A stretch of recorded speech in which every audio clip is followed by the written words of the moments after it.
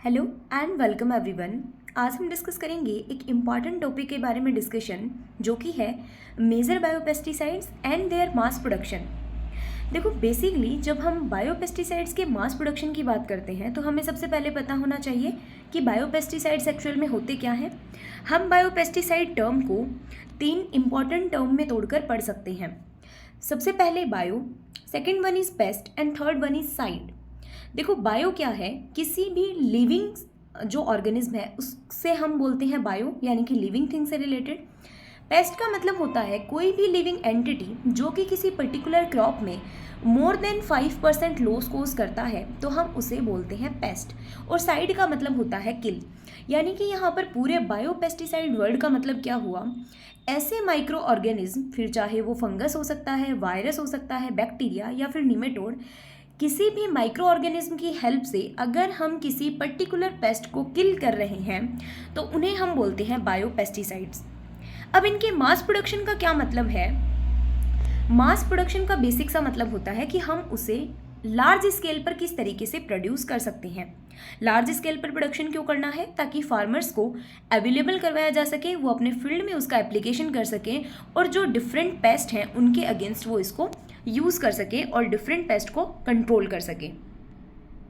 अब देखिए जैसे कि यहाँ पर डेफिनेशन भी मेंशन की गई है कि बायोपेस्टिसाइड क्या होंगे, बेसिकली ऐसे बायोलॉजिकल सब्सटेंसेस या फिर ऑर्गेनिज्म जो कि या तो डैमेज करेंगे, किल करेंगे या फिर ऑर्गेनिज्म को रिपेल करेंगे, यानी कि फील्ड से दूर भगाने का काम करेंगे, ऐसे को हम बोलते हैं बायोपेस्टिसाइड्स। और ये ऑर्गेनिज्म हो सकते हैं, बैक्टीरिया हो सकते हैं या अदर माइक्रोब्स जैसे फंजाई, निमेटोड्स या फिर वायरसेस हो सकते हैं।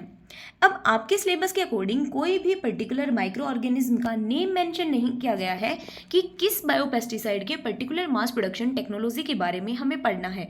तो हम क्या करेंगे, जनरलाइज्ड जो मास प्रोडक्शन टेक्निक है उसके बारे में देखेंगे और एक दो जो इंपॉर्टेंट बायोपेस्टिसाइड्स हैं उनके बेसिक से मास प्रोडक्शन टेक्नोलॉजी के बारे में इंट्रोडक्शन देखेंगे। यहाँ पर इंट्रोडक्शन मेंशन किया गया है। अगर आपको इंट्रोडक्शन पढ़ना हो बायोपेस्टिसाइड्स, आपने इंट्रोडक्शन के लिए नहीं पढ़े हो तो आप यहाँ से पढ़ सकते हैं। उसके बाद आते हैं types of biopesticides. Basically biopesticides को तीन मेजर कैटेगरीज में डिवाइड किया जाता है। First is microbial pesticide, second is plant incorporated protectants and third is biochemical pesticides. देखो माइक्रोबियल पेस्टिसाइड का मतलब तो वही हुआ जो हमने पढ़ा कि माइक्रोबियल पेस्टिसाइड जो है वो किसी भी माइक्रो ऑर्गेनिज्म की एक्टिव कंसंट्रेशन रखेंगे, फिर चाहे वो bacteria, fungus, virus, protozoa, algae कुछ भी हो सकता है।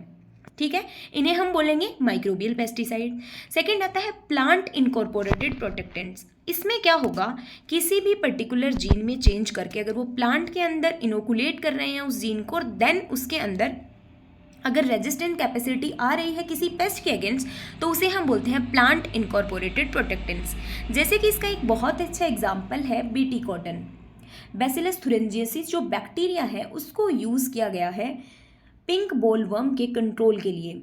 तो बीटी कॉटन बैसिलस थुरिंजियसिस का जो जीन है क्राई, उसको कॉटन में इनकॉर्पोरेटेड किया गया ताकि पिंक बोलवर्म जो पेस्ट है उसका मैनेजमेंट, उसका कंट्रोल किया जा सके।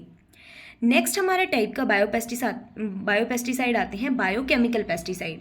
बायोकेमिकल पेस्टिसाइड्स में बेसिकली ऐसे प्लांट ग्रोथ रेगुलेटर्स को हम इन्वॉल्व कर सकते हैं, फेरोमोन्स को इन्वॉल्व कर सकते हैं जो नॉन टॉक्सिक एक्शन के थ्रू पेस्ट को मैनेज करने में हेल्पफुल रहते हैं, उन्हें हम बोलते हैं बायोकेमिकल पेस्टिसाइड्स। अगर हम इंडिया में बायोपेस्टिसाइड्स की बात करें तो देखो सस्टेनेबिलिटी आज के टाइम में बहुत ज़्यादा ख़त्म हो रही है। अगर हम एग्रीकल्चर सेक्टर में सस्टेनेबिलिटी की बात करें तो, क्योंकि मैक्सिमम नंबर ऑफ केमिकल्स को यूज़ किया जाता है, फिर चाहे वो किसी डिजीज़ के कंट्रोल करने के लिए हो, किसी पेस्ट को कंट्रोल करने के लिए हो, या फिर जो पर्टिकुलर प्रोडक्शन और प्रोडक्टिविटी है उसको एनहेंस करने के लिए हो, तो अलग अलग केमिकल फर्टिलाइजर्स का यूज़ किया जाता है। बायोलॉजिकल फर्टिलाइजर्स और बायोपेस्टिसाइड्स के ऊपर ध्यान बहुत कम है। तो अगर हम 2005 के डेटा के अकॉर्डिंग देखें तो बायोपेस्टिसाइड जितने टोटल पेस्टिसाइड्स यूज़ होते हैं उसका ओनली 2.89% ही यूज़ होते हैं इंडिया में। तो सोचने वाली बात है कि हमें जो बायोपेस्टिसाइड्स हैं उनको यूज़ करना चाहिए। क्यों? क्योंकि ये सिर्फ टारगेट जो पेस्ट होते हैं उसी को कंट्रोल करते हैं। हमारे फील्ड में जो बेनिफिशियल इंसेक्ट्स प्रेजेंट हैं उनको ये बिल्कुल हार्म नहीं करते हैं। अब बायोपेस्टिसाइड में जैसे हम नीम बेस्ड पेस्टिसाइड्स को यूज़ करते हैं, नीम सीड कर्नल एक्सट्रैक्ट को यूज़ करते हैं, बैसिलस थुरिंजिसिस को यूज़ करते हैं। अगर वायरस की बात करें तो आपने एक बहुत मेजर एग्जांपल सुना होगा वायरस का, दैट इज़ एनपीवी, न्यूक्लियोपॉलीहेड्रेसिस वायरस, जिसका एग्जाम्पल आपने सुना होगा लाइक हेलिकोवर्पा आर्मीजेरा में आपने सुना होगा HANPV। इसके अलावा स्पोडोप्टेरा ल्यूटेरा के अगेंस्ट सुना होगा SLNPV। तो ऐसे बहुत सारे वायरस के फॉर्मुलेशंस हैं जो अलग अलग पेस्ट को कंट्रोल करने के लिए यूज़ किए जाते हैं। उसके अलावा एक इम्पॉर्टेंट बायोपेस्टिसाइड आता है ट्राइकोडर्मा। देखो ट्राइकोडर्मा बेसिकली एक फंगस होती है जिसे अलग अलग जो सोइल बोर्न फंगस है, सोइल बोर्न जो हार्मफुल फंगस है, उसको कंट्रोल करने के लिए यूज़ किया जाता है। तो हमें भी चाहिए कि हम biopest as a agriculture student हम बायोपेस्टिसाइड्स के ऊपर ज़्यादा फोकस करें और उसको अपने जो एग्रीकल्चर की टेक्निक्स हैं उनके अंदर उनको इन्वॉल्व करें।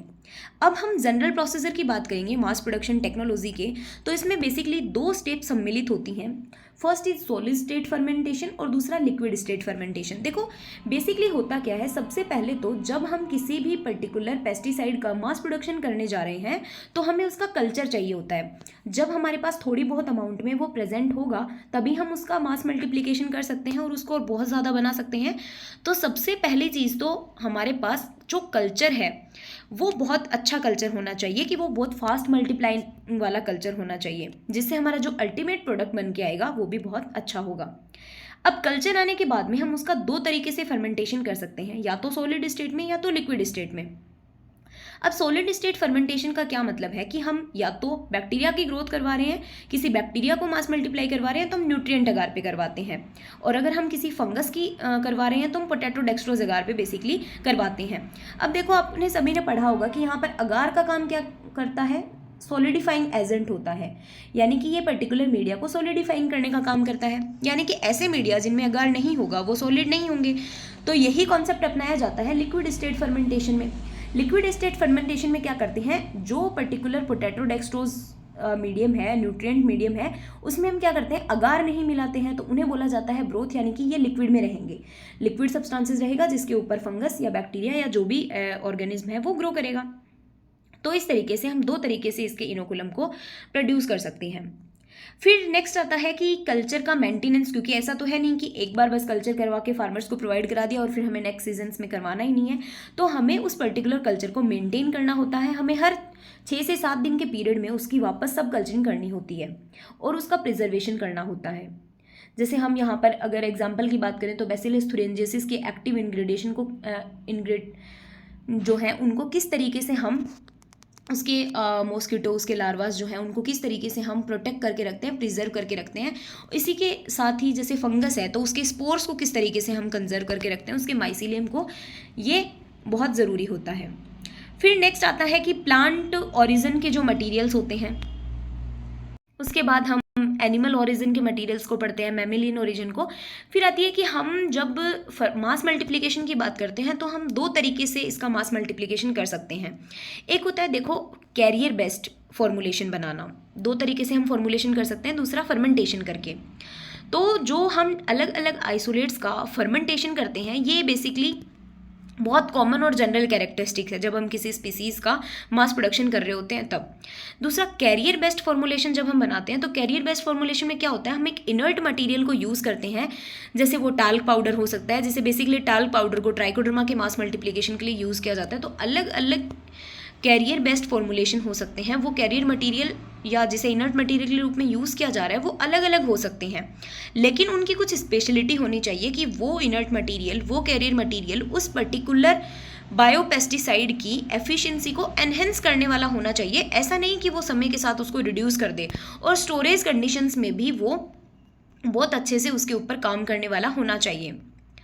तो इस तरीके से हम पढ़ते हैं कि दूसरा जो इंजीनियरिंग की बात करते हैं तो उस तरीके से हम मास मल्टीप्लिकेशन वाले इस पर्टिकुलर वीडियो में बात नहीं करेंगे। हम फॉर्मुलेशन की बात करेंगे कि जो जनरल बायोपेस्टिसाइड्स हैं जिनको एग्रीकल्चर में यूज़ किया जाता है बेसिकली, तो वो किस तरीके से फॉर्मुलेशन बनाते हैं।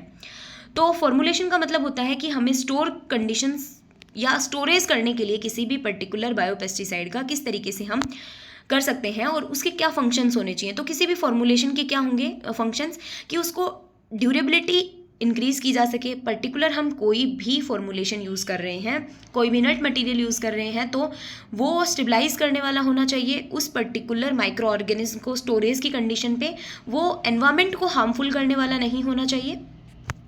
इस तरीके से हम लिक्विड और ड्राई फॉर्मुलेशंस बनाते हैं।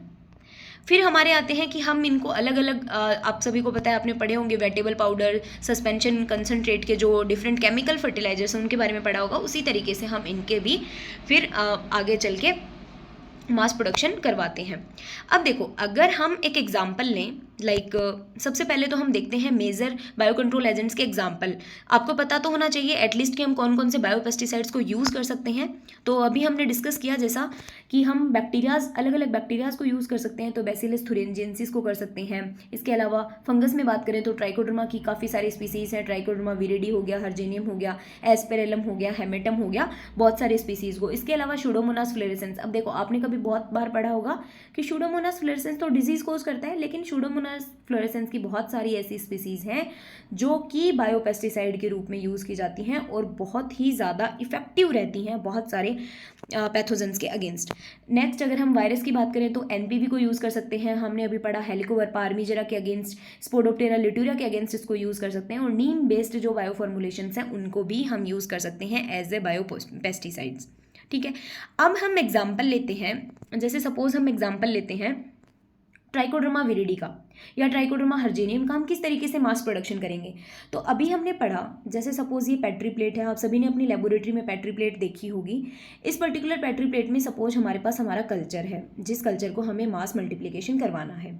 अब हम क्या करेंगे, एक पर्टिकुलर 1000 ml का फ्लास्क लेंगे, उसके अंदर मीडिया बनाएंगे। कौन सा मीडिया बनाएंगे, हम बनाएंगे पोटैटो डेक्सट्रोज ब्रोथ, क्योंकि हम लिक्विड के ऊपर कर रहे हैं। पोटैटो डेक्सट्रोज ब्रोथ मीडिया बना के हम इसको क्या करेंगे, ऑटोक्लेव के अंदर इसको स्टेलाइज कर लेंगे। ठीक है, ऑटोक्लेव के अंदर जब ये स्टेलाइज हो गया तो हम इसको ऑटोक्लेव का जो टेम्परेचर होता है वो होता है 121 डिग्री सेल्सियस पे 15 psi प्रेशर के ऊपर हम इसकी ऑटोक्लेविंग करते हैं ताकि ये अच्छे से स्टेलाइज हो जाए। स्टेलाइजेशन के बाद में हम क्या करेंगे, जब ये एकदम नॉर्मल ठंडा हो जाएगा, इतना ठंडा कि उसका जो टेम्परेचर है वो फंगस की ग्रोथ को इम्पैक्ट ना करे, हार्मफुल इफेक्ट ना डाले, इतना जब ये ठंडा हो जाएगा तब हम इसमें क्या करेंगे, पर्टिकुलर जो पेट्री प्लेट में हमारे पास कल्चर था उस कल्चर की टिक्की यहाँ से काट कर और इस पर्टिकुलर कल्चर, ये जो हमने ब्रोथ बनाया है, इसके अंदर ट्रांसफ़र कर देंगे। इसके अंदर ट्रांसफ़र करने के बाद हमें 7 से 10 दिन 15 दिन के बाद में बहुत ज़्यादा अच्छी ग्रोथ देखने को मिलेगी इस पर्टिकुलर पोटैटो डेक्सट्रोज ब्रोथ के ऊपर। अब हमने क्योंकि ये एक 1000 ml पानी में बनाया था, यानी कि 1 लीटर पानी में बनाया था, तो यहाँ पर बहुत ज़्यादा अच्छी ग्रोथ देखने को मिलती है। इसके बाद हम क्या करेंगे, क्योंकि हम तो लिक्विड फॉर्मुलेशन नहीं बना रहे हैं, हम तो टाल्क बेस्ड फॉर्मुलेशन बना रहे हैं। टाल्क जो है वो बेसिकली एक पाउडर की फॉर्म में, वाइट पाउडर की फॉर्म में आता है, जिसको हम ट्राइकोडर्मा के साथ मिक्स करते हैं और उसके बाद में ट्राइकोडर्मा की पैकेजिंग करके उसको फार्मर्स के लिए अवेलेबल करवाते हैं। तो उस पर्टिकुलर, अब ये जो फॉर्मुलेशन बना है, हमने जो इस पर्टिकुलर ट्राइकोडर्मा की ये जो माइसीलियम की ग्रोथ आई है पर्टिकुलर पोटैटो डेक्सट्रोज ब्रोथ के ऊपर, इस पर हम क्या करेंगे, अब CMC मिलाकर 2:1 के रेशियो में ट्राइकोडर्मा को और टाल्क पाउडर को मिलाकर इसका फॉर्मुलेशन बनाएंगे। उसके बाद में जब, अब देखो टाल्क पाउडर क्या है, बेसिकली पाउडर के फॉर्म में है, ये लिक्विड फॉर्म में है, तो दोनों जब आपस में मिलेंगे तो बड़े बड़े ऐसे ढेले टाइप में बन जाते हैं। तो उसको हम क्या करते हैं, उसकी फिनिशिंग करते हैं, उसको एकदम फाइन बनाते हैं और उसके बाद में हम उसको पैक करके और फार्मर तक पहुंचा सकते हैं। ये पर्टिकुलर था mass production technology of trichoderma viride. अब पर्टिकुलर मेंशन नहीं किया गया है आपके सिलेबस में कि कौन से बायोपेस्टिसाइड का मास प्रोडक्शन टेक्नोलॉजी पढ़नी है, पर हमने यहाँ पर इस पूरे वीडियो लेक्चर में एक ओवरव्यू लिया है कि किस तरीके से बायोपेस्टिसाइड्स का मास प्रोडक्शन किया जा सकता है। ठीक है, होपफुली आपको ये वीडियो पसंद आया होगा, और अगर किसी पर्टिकुलर और अदर बायोपेस्टिसाइड की मास प्रोडक्शन टेक्नोलॉजी के बारे में आपको जानना है तो आप नीचे कमेंट बॉक्स में कमेंट कर सकते हैं। Thank you.